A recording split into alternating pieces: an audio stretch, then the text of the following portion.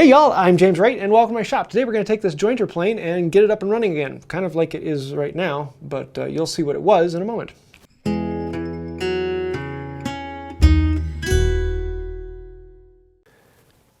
This was brought to me by Luke, the guy holding the camera, and it's kind of a Frankenplane. It's got a few things to it, and I thought this would be a great opportunity to show what are the normal things you're going to see when you need to take an old beast and actually turn it into something that will work. Let's take a look. So most everything is here, but you can see the lever cap here isn't quite wide enough. That's the wrong one. It's for like a 4 or a 5. Same thing with the iron. It's not quite wide enough. It's one for about a 4 or a 5. Chip breaker as well. But other than that, we got a broken tote, and other than that, pretty much everything's there. We've got the screw here, we've got the yoke, we've got everything in place. The only thing we're really missing is the lateral adjuster, but you can work without that. So it doesn't have too much rust, a little bit of patina, a little bit of surface rust. Not bad. We can make this thing a user. So first thing we do is start taking this apart. And the nice thing about hand planes is they're pretty easy. Wherever there's a screw, you unscrew it and they come apart. And you can take it apart a little bit farther than that, but most of the time people just pull out the screws. For the totes, some of them have this front bolt, but most of them just have a through rod that goes through the tote and in the knob in the front. If you want to take those out, a pair of vice grips make it a lot easier to then bring it out and loosen that up. If you want to be careful not to scratch up, you can put a little bit of tape on the vice grips, and I'll show you that a little bit later. For the frog, it's 2 screws that come through it. You can run the depth adjuster off. Remember, it is reverse thread. And then I do want to take the yoke on this because I think I was going to replace the yoke with a longer one to stick through the new iron we'll put on it. In the end, I decided not to, but I was also thinking about putting a new depth adjuster on it as well, so I figured let's take this one off. So you wrap it with tape and put the vice grips on there, and it generally works, but in this case it was just not quite doing it. So on this one I'm going to cut a slot in the end, and this will allow me to put a standard screwdriver in there and turn this out. And that way I could take it out and I could replace it with the fine depth adjuster from Reed Tools. But in this case I ended up putting it back on there because, well, that's what the client wanted, and it actually works pretty well for this one. Next up, the tote on this one is missing the back horn, and that may seem like a small thing and oh well, I can work without that, but the horn is actually really useful. It's not just for comfort, it really fits well and allows you to put more pressure into the plane.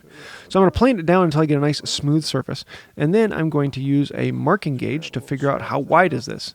I can then put that onto the piece I want to transfer this over. It's a small piece of Purple Heart, and I thought it would work pretty well. It's not the rosewood, which I don't have any original rosewood. I could have gone and gotten another handle, another tote off of another plane, but in this case I wanted to try something a little bit different. And the Purple Heart actually works really well with it. It's a very similar wood to the rosewood and give you a very similar feel. For the application, you want to use an epoxy or something of that nature because it is a far more oily wood. This will give you a much better bond. So you're going to apply it to the surface, make sure you get plenty on there, and then apply it to the other surface, put the two together. The nice thing with epoxy is you don't need a whole lot of clamping force. You just need to put it there and make sure it doesn't move around. And so I can use a much softer clamp on there. I want to slide it over a little bit so that I don't have to grind off quite as much when I put it together. But this is a violin clamp, and it makes it very easy to squeeze it down on there without squeezing it too much. That way you're not going to squeeze out the glue, but you put enough to hold it down in. After this, we can go back to the body and parts and start cleaning them up, and most of it's just dirt and junk from over the years, so we can scrub it out. But it kind of makes me wonder, how old exactly is this plane? Well, there are a few ways that you can find that out. Let's go take a look at the computer. I know a lot of people are going to ask, how old is this actually? And one of the easiest ways to find out is to come to hyperkitten.com. I'll leave a link to it down below. And here we can come down to plane type study. It just takes you through it step by step. Dating flowchart, and we can see where we're at. Date your bench plane.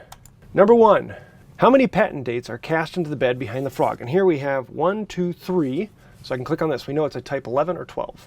Is the depth adjusting nut large? No, it is a small one. So we are at type 11. That was quick and easy. 3 dates, small adjusting knob. This was made between 1910 and 1918. To continue the cleaning, there's a lot of other gunk on this I'd like to get out. And you really can't see it quite as well. And so I like to use this Gojo soap. It works really, really well. It has a soft scrub on there, and it really does a good job of digging into the gunk that's on there and taking it down to the Japanning. And I'm always amazed at how clean this comes out. It goes from being a really grody surface to actually being a rather nice one. And there's something to be said for all planes. When you clean them up, you notice that they all have paint spots on them. It's just something with antique planes. All of them have paint spots. It's just the nature of the beast. But with a little bit of soap on there, it cleans up very, very nicely. Come back in with a clean rag and polish it back down, and you get this really nice surface that you just don't expect. Do it to all the faces, and then we can take it back over to the bench and wax it down. We want to make sure we protect it very, very soon after this because we don't want any flash rust on there. So I'm going to use some of my soft paste wax. I sell that in my store as well, and that's what I use for all of my tools to help prevent rust on there. And wipe it in, let it sit, and you can come back and polish it down, and it really does a good job on there. Even on the sole, it adds a little bit of lubrication so that it runs a little bit better. I use that on all bare metal, on all the tools in my shop. It just is my standard go-to rust prevention. And from this point on, it's going to be a little bit more tweaking. So I need to talk to what I'm going to do and what I'm not going to do. And this is the frog, and this style has a flat bedding surface that mates with a flat bedding surface. And these little flat surfaces up here don't actually mate with that, they just kind of sit on it. So they don't have to be perfect. Also, the bed of the frog, you can see, has some japanning here where it was never fully cleaned off, but it's relatively flat here. I'm not going to hit the bed of the frog. It doesn't have to be perfectly flat. The iron that's going to go on there isn't perfectly flat, and they don't have to be. So we're not going to really mess with this. Just making sure that you get a good solid connection, well, that's the job of the chip breaker and the lever cap, so we don't need to really clean this up. Also with the lateral adjuster, I don't really like messing with it because there's like a 50-50 chance you're going to end up breaking this. And actually getting another one on there, it's an absolute pain. So generally I prefer to get a whole new frog, but in this case we're not going to get a whole new frog. We're just working with what we have. So I'm just going to be doing lateral adjustments on this with an old mallet, so we don't have to worry about that. The lateral adjuster is a nice thing, but it's not terribly necessary. So as to the old iron and chip breaker, this is a similar timeline, but it is a much narrower iron and really isn't going to be great for it. The chip breaker, as the same, is mated for this iron. However, it's smaller and it's not going to work quite as well because the rectangular hole is in the wrong placement. So I have this one that I have just lying around, and it's the right width. It's a newer one, but the chip breaker is wrong, and so my chip breaker is going to have to be up a little bit farther, but it'll work. It's one of these things that I'm going to work with what I have around the shop. I could actually go out and buy a new chip breaker, but in this case, this will do. So we're going to stick with what we got here. All tools have little extra bits, and sometimes those can be very fiddly. Some of them are brass, some of them are steel, and so most of them I'm going to start with the same soap maneuver to clean them off and then wipe them down. But some of the brass pieces, I want to make them shine a little bit more, and the easiest way to do that is just to take them over to your strop and run it on there, and it's amazing how fast they polish up, and you get a really nice reflective surface on there. It's a very quick and easy thing to do to the surface you want to show off a bit. And these little caps that stick out of the tote and knob just look that much better. All of the screws, I usually give them a wipe down. I'll use a little bit of oil or a little bit of paste wax and make sure that they all run smoothly. Run that into all the threads, and it also protects them from rust. And there are a lot of little screws in a plane, so take your time and do it upright, because it's amazing how nice it goes back together when all the screws just run in and they don't have that bit of grit in them rubbing them down. So the lever cap is also the wrong size for this one. You can see it's a good bit more narrow. It will still work. It won't work as great. And if I had another one in stock, I might throw that in there, but I don't. So until then, that. If I really wanted this plane to be amazing, I'd get a new lever cap and a new frog, but it will still work. And we're just trying to get it okay and functional. We want it to be a user.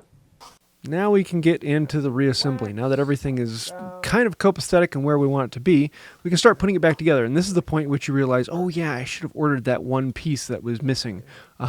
Or I put this in backwards. A lot of times it's good to shoot videos of things when you take them apart so that you know how when they come back together. When it's coming to this yoke, you want to be very, very careful. This pin is a really, really tight fit. And sometimes it takes a lot of force, but just do it slowly and do it carefully. And if it's really getting hard to put in there, you do want to protect that casting so you don't break it off. But most of it's just put the screws back in the same holes they come out of, and it's fairly straightforward. On this one, I want to start the frog back a good ways because I'm going to be using a new, thicker iron. And so I'm going to be pulling it back as far as it will go, and hopefully that's enough clearance for the mouth. Unfortunately, it won't be. And around this time I realized, I'm running into the mouth, and I can't move it back any forward. What am I going to do for this? Because it's one of those things that you're going to run into when you upgrade an iron to something that's thicker. So we're running into the front of the mouth, which is normal when you upgrade to a thicker iron. And this one is rather thick. But I have two options. Number one, I can wallow out the screws so this can slide back a little farther, but it's already back so far that the bevel is running into the front of the back of the mouth. So I'm actually going to file this mouth out just a little bit. So to file out the mouth, we're going to clamp it in the vise. Now here you need to be very, very careful. Make sure the clamp is clamping the sole, not the wings sticking up on either side. If it's clamping down on the cheeks, you'll probably end up cracking one of the cheeks off, especially if you ever put it in upside down. You want to make sure that you take your time on that. So we're going to clean it out until the iron can protrude through, and now we can turn our way back to the tote. In this case, I'm going to just freehand the shape. It's one of those shapes that I know very well, but you can get patterns for it online, or if you have another one on hand, you can just transfer it over and draw your shape off on that. I have a bit of epoxy sticking out, so we're going to come and scrape that off. And then the rest of this is going to be done mostly with file and rasp. I'll use the saw to cut it to its roughest shape and get it close to what it should be, staying away from anything I need to hit, and trying to keep it good with that. But then it's all file and rasp. And a really good set of file and rasp is amazing what you can do. I like to start at the back and get that rounded shape I want to do. A good cabinet maker's rasp does it in very, very quick succession. I could come in with a plane here and get most of it down, but a cabinet maker's rasp does really quick work to bring it down into that exact shape. The round side for inside here, and when I want to transition, I have this large rat tail that I love, very, very coarse, and allows me to then transition from one to the other, even though the curvature changes. But having a good set of rasps and files with different radiuses and shapes and grits, it's amazing how quickly this can just take shape. And you just want to keep going at it. Test it, see how it feels in your hand, and to hit any spot that's rough. And then go with a finer file and hit it until it feels good in your hand. And then go at it a finer file until eventually you get down to the point where you just want to hit with some sandpaper. And I usually finish up with some 400 grit, last thing to touch it after the finest file I have. And you get a really nice smooth finish. And then to transfer from one to the other, it goes on pretty quickly. At this point, I want to take off the finish that I have on the tote, otherwise it won't quite match up quite right with the top. So just scraping that off. Some people will use the side of a chisel, works very, very well. I like to actually use a card scraper. I find it to work a little bit faster, and I can find the radius. And then, of course, the final finish sanding, a bit of 400 grit to transfer everything and smooth it down and make it feel good in the hand. And it's a very, very pleasing moment at this. And I also needed to drill out the hole, as you can see. There's a hole that needs to be there, and this is a very, very hard thing to drill out because it needs to be bigger on this end than the other end. So I put one hole through to let me know this is the center, and I thought maybe I could ream it out with that, but it wasn't quite working. So I had to actually carve it out, used a couple gouges, and then I could come in with the actual drill and shape it exactly and make sure that the nut fits in there. And that is about it. Add some boiled linseed oil and paste wax. Of course, what else am I going to put on it? The feel of boiled linseed oil and paste wax on a handle is just so nice. You don't have that glossy finish that you get with a thick shellac or something of that nature.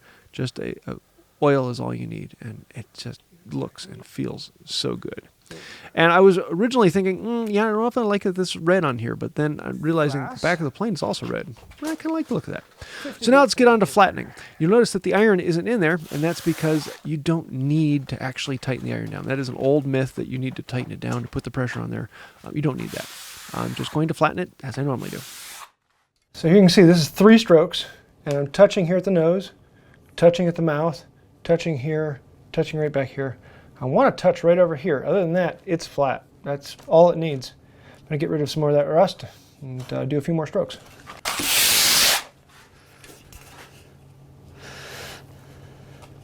So I've got gorgeous flat from here to here across the mouth, up this side, and on the nose.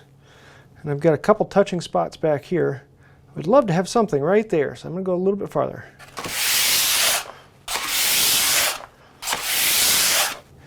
Touching right here. This whole area is perfect. All the way around here, that's done. I'm flattening with 50 grit sandpaper and a piece of glass, and that's all you need. I could take it to something finer, but honestly, there isn't any difference for that, so there's no real reason for that. And very rarely does it take much more than 5, 10, 15 minutes at most to flatten a sole, even on something big and needing a lot of work. Again, add oil as soon as you're done, and we can start putting it together and take it for a test drive. And this is the point which things get really exciting. You want to make sure everything pops in place and everything works out well. Unfortunately, we don't have that lateral adjuster because we didn't replace the frogs. That means we got to pull out the hammer and adjust it the way we want to. Take it for a test drive and find out, ooh, this board has a bit of a bow in it. So let's take the plane on here and flatten it out. And very, very pleasing how it comes through. It takes a heavy shaving, it takes a light shaving, and will make a really nice jointer. And I hope Luke enjoys it because this was a lot of fun to put together. Didn't take it back to factory settings, didn't restore it completely, just made it functional and had with what we had on hand. And this thing has a lot of history in it. I love working with tools with history because you get to think about the person who last used it, and that's part of the fun. There are thousands of different ways of restoring a hand plane, and there are all sorts of different things where you can take everything different directions. You can take it back to the original shape and strip the whole thing down. You can do the most minimal work on it. You can just get it functioning, make shavings again. There are all sorts of different ways, and everyone is going to have their own opinion on what should be done to different planes. In this case, we wanted to get it up and running. We wanted to make it kind of functional, but we didn't want to go everywhere, and I wanted to do things with just what I had in the shop. As this plane belongs to Luke, the videographer, doing what he wants to do, which is basically just getting up and running. It's got a lot of history to it, and you can see the shop class it used to came out of, room 111, and even with the red dip on the end to let it know it belongs to the school. We had a lot of fun putting this together, and it was kind of a bit of a surprise and realization afterwards to have the Purple Heart, which has the red, actually kind of match the back. And so the tote now matches the rest of it, which I kind of like. It's a neat little bit. There's a lot of history in this. This was made sometime around a little over 100 years ago, and a Type 11, number 7, really can't get much better than that. And they're a lot of fun. So if you want to restore a hand plane, I have tons of videos on restoring hand planes from all different types, from taking them and stripping them down completely and putting Japanning on them, all the way to just a little brush up and get them shaving again. Most planes were last used in a usable condition, and so you generally don't have to do too much to get them up and running. In this case, there were a few things that weren't working right. We wanted a wider iron, and thankfully I had one in stock, and so we were just kind of doing what we could do with what we had on hand. So I hope you like this. If you have any questions, thoughts, or ideas, let me know those in the comments down below. As normal, that actually does help out the channel. Anytime you put a comment down below or you hit the like, the share, the subscribe button, thank you. That helps us, gets us in front of more people, powers the almighty algorithm. And if you want to take it one step farther, there's a bunch of names of people over here. Those are the fantastic and wonderful, magnificent people who are sponsoring us on Patreon. Without patrons on Patreon or members here on the channel, people who've clicked that join button down below, we wouldn't exist. We are completely sponsored by you, the viewer, and I like it that way. I like to be able to do what you guys want me to do rather than what the sponsors want me to do. So thank you. If you'd like to find out more about that, there's links to Patreon down below. Click the little join button, become a member here. We have special perks for both, and that'll do it for now. Until next time, have a wonderful day. I've always wanted a ginger hand plane.